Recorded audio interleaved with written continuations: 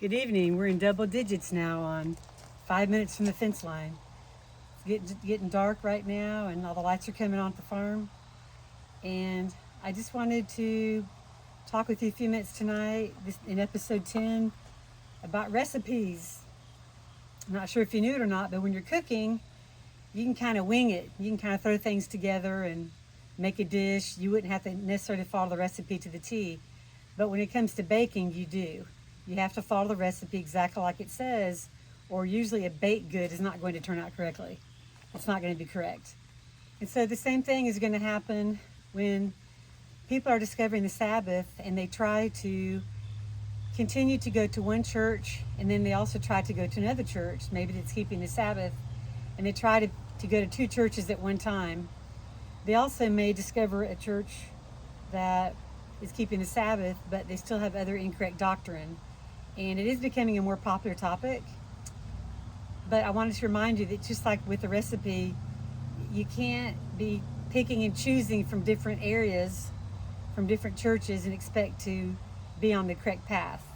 So when it comes to the Sabbath and choosing a church, you need to be firm and get into a Bible study.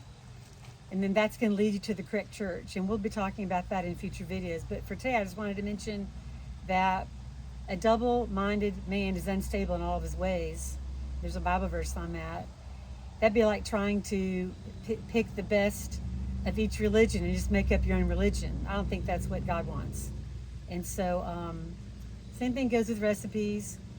So please don't think that you can be in 2 or 3 churches at one time, because it's just not going to work out for you. That's all I want to say tonight. And it is getting dark, so we're going to sign off a little early. But if you have any questions, you can email us at the website. Also on the website, we've just added a new feature where you'll see it the next day or two, where you can, on the homepage, input just your name and your email, and then we'll notify you every time a new video is uploaded. Also want to remind you that on thegreatestlifeline.com, which is our website. It's also called thegreatestlifeline.ministries.org. Either one of those URLs will get you to our web address.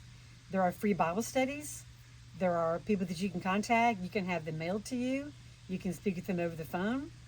We have lots of resources for you. So even if you're someone who's already discovered the Sabbath, you may come across somebody else who's new that could use our support. So please don't hesitate to steer them toward our website and also our YouTube channel, okay?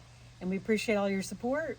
That's our little talk tonight about recipes and trying to mix religions. It doesn't work out. And just want to remind you one more time that once you do discover the Sabbath, do not stop at the Sabbath. Do not get stuck at the Sabbath. There's still going to be a few more truths that you need to learn, especially in the books of Daniel and Revelation, as to how the end prophecies are correctly going to play out. You'll actually be very glad that you learned the truth, and you'll feel a lot more settled about the future. And like I say, we'll get into that a little bit more. In a few more episodes, we're going to reveal the church where I attend, and that will shed a lot more light on things. But until then, just stay strong, keep clearing your schedule, keep studying, and really trying to get you to understand the importance of the Sabbath. And that's going to be our next 20 minutes of truth. It's going to be on the seriousness of the Sabbath. So good evening, all. Enjoy the lights on the farm tonight. This is episode 10, 5 minutes of the fence line. I'm Heather McDaniel. Good night. Bless you all.